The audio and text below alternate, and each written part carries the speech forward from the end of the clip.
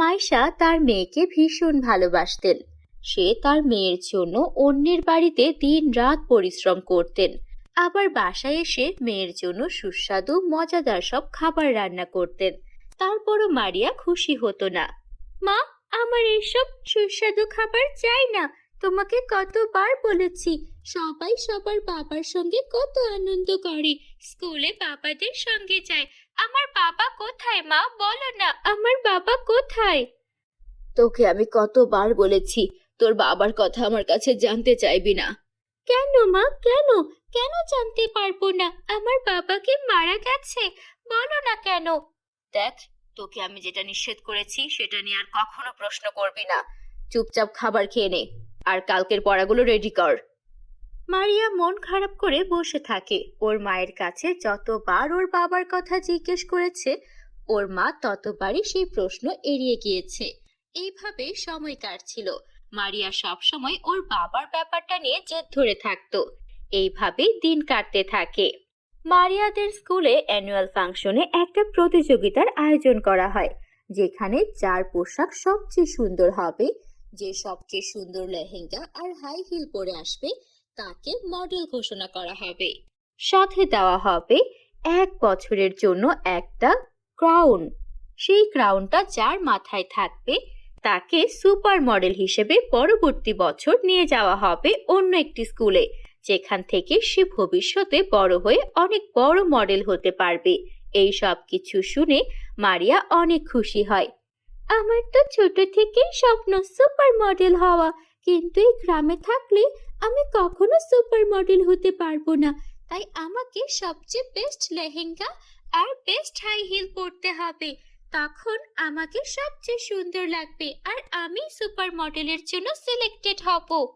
এইভাবে যখন মারিয়া ক্লাসে বসে বসে কথা বলছিল, মারিয়ার পাশে পিঙ্কি নামের একটা অহংকারী ধনী মেয়ে কথাগুলো শুনে নেয় আর বলে, গাছে কাঁঠাল কোফে তেল, তোর স্বপ্ন স্বপ্নই রয়ে যাবে। তোর মা তো মানুষের বাসায় কাজ করে খায়, কাজের মেয়ের মেয়ে নাকি হবে সুপার মডেল। ওই স্বপ্ন দেখা বাদ দে, বুঝলি? তুই যে কোনো রকমে ক্লাসে পড়ে ফার্স্ট হোস, এটাই তো তোর জন্য অনেক। আবার সুপার মডেল হতে চাস? লজ্জা করে না তোর? তোর কি মনে হয় তোর মা তোকে কোনো ভালো ডিজাইনার লেহেঙ্গা কিংবা হাই হিল এনে দিতে পারবে? আর তোর তো বাবাও নেই। যার বাবা নেই তার কিছুই নেই, বুঝলি? যা এখান থেকে। এসব শুনে মারিয়ার ভীষণ মন খারাপ হলো। মারিয়া বাসায় এসে বলল, মা, তোমার কাছে আমি আমার বাবার কথা আর কখনো জিজ্ঞেস করব না। তবে তুমি আমাকে সুন্দর একটা ডিজাইনার লেহেঙ্গা আর হাই হিল এনে দাও। আর যদি না পারো বলো আমার বাবা কোথায় থাকে, আমি আমার বাবার কাছ থেকে এসব নিয়ে আসবো। বলো মা, বলো। তুই আবারও একই কথা শুরু করলি মারিয়া। তোকে এর আগেও অনেকবার না করেছি তোর বাবার কথা জানতে চাইবি না, আর তুই এখনো আবার বায়না ধরা শুরু করলি। হয়েছে মা, বুঝেছি, আমাকে আর কিছু বলতে হবে না। আমি আমার বান্ধবীর বাসায় চলে যাচ্ছি, আর আসবো না তোমার কাছে। মারিয়া রাগ করে ওর বান্ধবীর বাসায় চলে যায়। এদিকে মাইশা মন খারাপ করে জঙ্গলের দিকে হাঁটতে থাকে আর বলতে থাকে, মেয়েটাকে আমি কিভাবে বোঝাবো যে ওর বাবা নেই? আমি ওকে একটা ডাস্টবিনে কুড়িয়ে পেয়েছিলাম। আমি নিজেও জানি না কে ওর বাবা কে ওর মা। ওকে এভাবে কেই বা ডাস্টবিনে ফেলে গেল। এই কথাটা যদি মেয়েটাকে বলি, মেয়েটা কতটা দুঃখ পাবে যে ওর কোনো আপন জন নেই। তাই তো আমি ওকে এই কথাগুলো বলতে চাই না। আরো বারবার ওর বাবার কথা বলে। ও তো একটা লেহেঙ্গার হাই হিল চেয়েছে। যে করেই হোক আমাকে এটার ব্যবস্থা করতে হবে। আমি জঙ্গল থেকে বেশি করে কাঠ কুড়ো এগুলো কুড়িয়ে নেই, বিক্রি করে যে টাকা হবে তাই দিয়ে চেষ্টা করব। এই ভেবে মাইশা সামনে এগিয়ে যাচ্ছিল, কিন্তু কিছু দূর যেতেই দেখে একটা জায়গা থেকে অনেক আলো আসছে। আলো কোথা থেকে আসছে দেখি তো। একটু আগিয়ে গিয়ে দেখে সেখানে একটা বিশাল বড় তারার ঘর। সেগুলো একদম চকচক করছিল।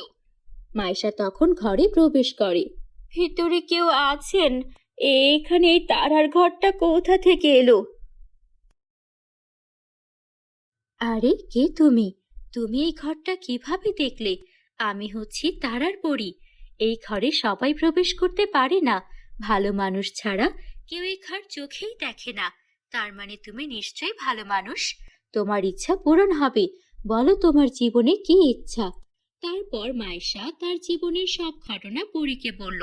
পরী বলল, তোমার সব সমস্যার সমাধান তো করবই, তার আগে তোমার মেয়েকেও বুঝতে হবে সে তার মায়ের সঙ্গে এভাবে খারাপ আচরণ করতে পারে না। তুমি আমার এখানে আগামী 3 দিন থাকবে। এই 3 দিন তোমার মেয়ে তোমার অভাবটা যখন বুঝবে তখন আমি সব ঠিক করে দেব। আমাকে তুমি বিশ্বাস করো। পরীর কথায় মাইশা সেই ঘরেই থেকে গেল। এদিকে বান্ধবীর বাসা থেকে এসে যখন মারিয়া ওর মাকে খুঁজলো, কোথাও পেল না। আমার বান্ধবী তো আমাকে থাকতেই দিল না।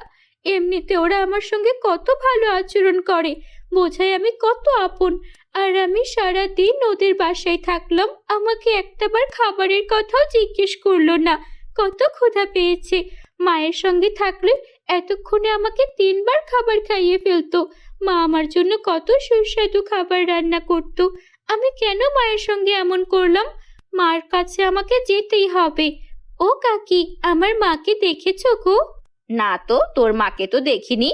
আচ্ছা, তুই তোর মায়ের সঙ্গে এত খারাপ আচরণ করিস কেন?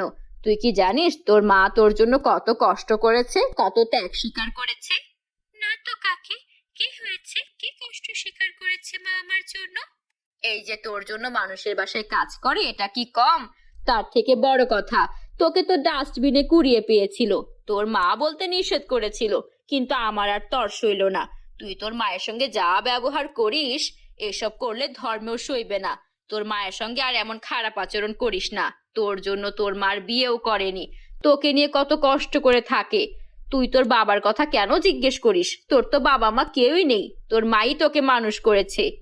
কি বলছো কাকি? আমার মা আমার জন্য এত কিছু করেছে, আর আমি কিনা মায়ের সঙ্গে এমন অন্যায় করেছি? আমাকে মাকে খুঁজে বের করতেই হবে। তখনই পরী সেখানে প্রকট হলো, আর পরী তখন মারিয়াকে ওর মায়ের কাছে নিয়ে গেল। মা, আমাকে ক্ষমা করে দাও, আমি ভুল করেছি।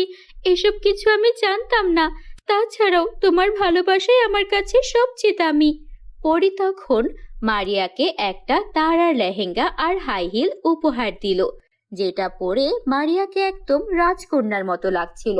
মারিয়া খুশি মনে প্রতিযোগিতায় ওই তারার লেহেঙ্গা আর হাই হিল পরে অংশ নিল, আর সেখানে সবাইকে হারিয়ে দিয়ে মারিয়াই হলো সুপার মডেল। আমি অবশেষে আমার স্বপ্নকে স্পর্শ করতে পেরেছি। আমি সুপার মডেলের স্কুলে এখন যেতে পারবো। আমার স্বপ্ন আর স্বপ্ন থাকবে না। মা, আমি তোমার মুখ উজ্জ্বল করব। হ্যাঁ মা, পরী আমাদেরকে সাহায্য করেছে, আর তুইও তোর চেষ্টায় তোর স্বপ্ন পূরণ করতে পেরেছিস। তারপর মারিয়ার জীবনের সব স্বপ্নগুলো পূরণ হতে থাকলো। পরীর দেওয়া সেই জাদুর তারার লেহেঙ্গা আর হাই হিল পরে ও যা চাইতো তাতে ওর আত্মবিশ্বাস ফুটে উঠত। এভাবেই মা মেয়ে বাকিটা জীবন সুখে শান্তিতে দিন কাটাতে লাগলো। বন্ধুরা, আমাদের চ্যানেলে নতুন হলে আমাদের চ্যানেলটিকে সাবস্ক্রাইব করতে ভুলো না যেন। Bye bye. মায়া নামের এক বিধবা মহিলার ছোট্ট বিউটি পার্লার।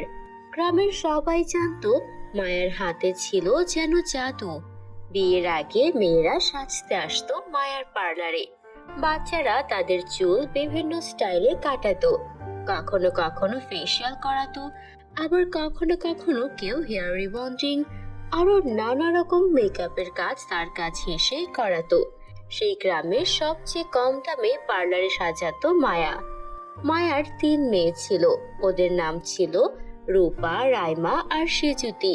ওরা 3জনই ওদের মায়ের কাজে হাতে হাতে সাহায্য করত।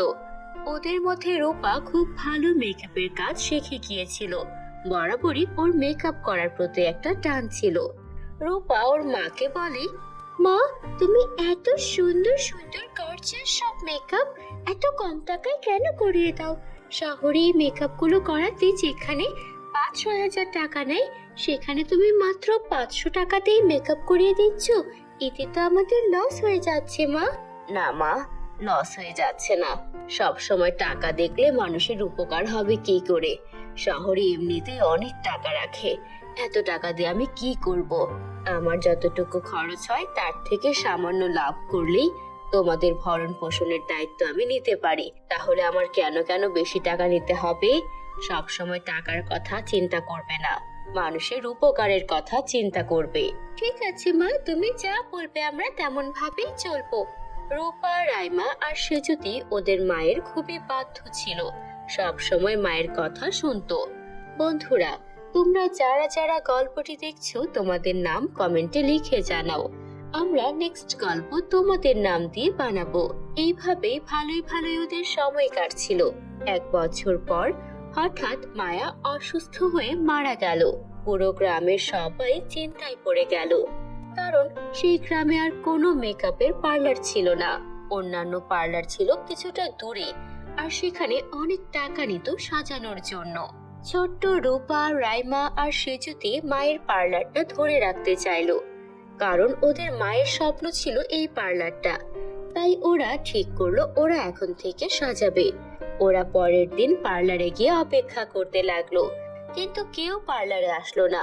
তখন রাইমা বলল, সবাই তো জানে আমাদের মা মারা গেছেন, তাই হয়তো সবাই ভাবছেন পার্লার বন্ধ থাকবে। আমাদেরকে গ্রামবাসীদের কাছে যেতে হবে আর কি বলতে হবে যে আমরা এখন থেকে পার্লার চালাবো। আর রূপা তো অনেক ভালো মেকআপ করতে জানে, রূপাই সবার মেকআপ করাবে আর যা যা দরকার সব করিয়ে দেবে। তারা 3 বোন গ্রামবাসীদের কাছে গেল আর বলতে লাগলো, আপারা, আন্টিরা, আমরা পার্লার চালাতে চাই। আপনারা চাইলে আপনাদেরকে আমরা সাজিয়ে দিতে পারবো। রূপা তো অনেক ভালো মেকআপ করতে জানে, ইউটিউব থেকেও শিখেছে। তখন গ্রামবাসীরা মানা করতে লাগলো, না না বাপু, তোমাদের মা অনেক ভালো মেকআপ করতে পারতেন, অনেক ভালো ফেসিয়ালও করতে পারতেন, কিন্তু তোমরা ছোট ছোট বাচ্চা কাচ্চা, তোমরা আবার কি মেকআপ করাবে? ভুলভাল মেকআপ করালে আমাদের চেহারাটাই নষ্ট হয়ে যাবে। তোমাদের পার্লারে আমরা যেতে পারবো না। ওরা মন খারাপ করে পার্লারে বসে থাকতো, কিন্তু ওরা হাল ছাড়লো না।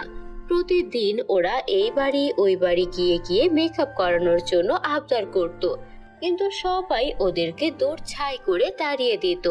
এইভাবে দিন কাটছিল। আমরা কি তাহলে এখন না খেতে পেয়ে মারা যাব? মা যে টাকা রেখে গেছিল তা দিয়ে বাজার সদাই করে এখন তো সেই টাকাও শেষ। এখনো যদি আমাদের কাজ শুরু না হয়, আমাদের সত্যি অনাহারে মরতে হবে। ওরা অনেক মন খারাপ করেছিল, কিন্তু হঠাৎ করে দরজায় ওদের কড়া নাড়লো কেউ একজন। ওরা দরজা খুলে দেখলো খুব সুন্দর পোশাক পরা একটা মেয়ে দাঁড়িয়ে আছে, তার আবার 2টো পাখাও আছে। আপনি আপনি কি কোনো পরী? হ্যাঁ, আমি পরী রাজ্যের পরী। এখানে মায়া নামের একজন মহিলা মেকআপ করাতো না? আমি তো তার কাছে সব সময় মেকআপ করাতে আসতাম। বড্ড ভালো মানুষ ছিলেন তিনি। আমার কালকে বিয়ে, তাই আমি আজকে ফেসিয়াল করাতে এসেছি আর কালকে মেকআপ করাতে চাই। তোমাদের মা কোথায়? উনি তো তোমাদের মা, তাই না? হ্যাঁ, আমাদের মা উনি, কিন্তু উনি কিছুদিন আগে মারা গেছেন। কি বলছো? তাহলে আমি ফেসিয়াল করাবো কার কাছে? মেকআপ বা কার কাছে করাবো? আপনি ভাববেন না, আমি ইউটিউব থেকে খুব ভালো মেকআপ শিখেছি, আর মায়ের থেকেও মেকআপ করার সবকিছু আমি ভালো করে শিখে নিয়েছি। আমরা 3 বোন মিলে আপনাকে সুন্দর করে ফেসিয়াল করিয়ে দেব, আর আগামীকালকের মেকআপও। আপনি রাজি তো? হ্যাঁ হ্যাঁ, কেন রাজি হব না? তোমাদের মা অনেক ভালো মানুষ ছিলেন, আর তোমরা যেহেতু তোমাদের মায়ের কাছ থেকে মেকআপ করা শিখিয়ে নিয়েছো, তার মানে তোমরা ভালোই পারবে। ঠিক আছে, আমাকে ফেসিয়াল করিয়ে দাও। তারপর ওরা 3 বোন মিলে পরীর ফেসিয়াল করিয়ে দিল, এবং পরদিন পরী আবার এলো। তখন ওরা পরীকে খুব সুন্দর করে সাজিয়ে দিল। Wow, excellent! এত সুন্দর করে কি করে সাজালে? তোমাদের মাও তো এত সুন্দর সাজাতে পারতেন না। তোমার মাঝে দেখি সত্যি ট্যালেন্ট আছে রূপা। এটা শুনে রূপা কেঁদে ফেললো। পরী, আপনি এই কথা বলছেন, অথচ গ্রামবাসীদের কাছে আমরা কতবার গিয়েছি, কেউ আমাদের একটা বারের জন্য সুযোগ দেয়নি। আমাদের দূর দূর করে তাড়িয়ে দিয়েছে, আর আপনি আমাদেরকে কত ভালো কথা বলছেন। আমরা এতেই অনেক খুশি। না না, এতে অনেক খুশিতে হবে না। তোমাদের যে মেকআপের প্রোডাক্টগুলো আছে এগুলো তো শেষ হয়ে যাচ্ছে। তোমাদের মা যেহেতু নেই, তাই তোমাদের পাশে দাঁড়ানো আমার কর্তব্য। আমি তোমাদের সবকিছু ঠিক করে দিচ্ছি। পরে তার জাদুর কাঠি ঘোরালো, আর সঙ্গে সঙ্গে সেখানে একটা সুন্দর মেকআপ কিট চলে এলো। এখানে মেকআপ কিটগুলো আছে, এগুলো দিয়ে ফেশিয়াল করাতে পারবে, বিভিন্ন লুকের মেকআপও করাতে পারবে। আর তোমাদের এই পার্লারটাও একদম ব্যাকডেটেড হয়ে গেছে, তাই কেউ আসতে চায় না। আমি এটাকে সোনার পার্লার বানিয়ে দিচ্ছি, একটু অপেক্ষা করো। তারপর পরি আবারও তার জাদুর কাঠি ঘোরাতে লাগলেন, আর সঙ্গে সঙ্গে ওদের 3 বোনের সেই পার্লারটা সাধারণ একটা ঝুপড়ি পার্লার থেকে একটা সোনার পার্লারে পরিণত হয়ে গেল। এবার আমি আসি। আমি যদি এভাবে সেজে গুজে তোমাদের গ্রাম দিয়ে যাই, সবাই এমনিতেই বুঝে যাবে তুমি কত ভালো মেকআপ করতে পারো। তবে হ্যাঁ, তুমি চাইলে তোমার একটা ইউটিউব চ্যানেলও খুলতে পারো, তাহলে দেখবে আরো অনেক কাস্টমার আসবে তোমার কাছে। রূপা পরীর কথা মতো একটা ইউটিউব চ্যানেল খুললো আর ওর মেকআপের ভিডিও আপলোড করতে লাগলো। এদিকে গ্রামবাসীও জেনে গেল রূপা এত সুন্দর মেকআপ করতে পারে। তাই রূপা পরদিন ঘুম থেকে উঠে দেখলো ওদের পার্লারের সামনে ভিড় জমে গেছে। আমাদের মেকআপ করিয়ে দাও রূপা, আমরা তোমার কথা তখন শুনিনি, আমরা ভুল করেছিলাম। তোমার মেকআপ এত সুন্দর বলেই না পরি তোমাকে এমন সোনার পার্লার বানিয়ে দিয়েছে। আমাদের এখন মেকআপ করিয়ে দাও, দয়া করো। একে একে সবাইকে ওরা 3 বোন মেকআপ করাতে লাগলো।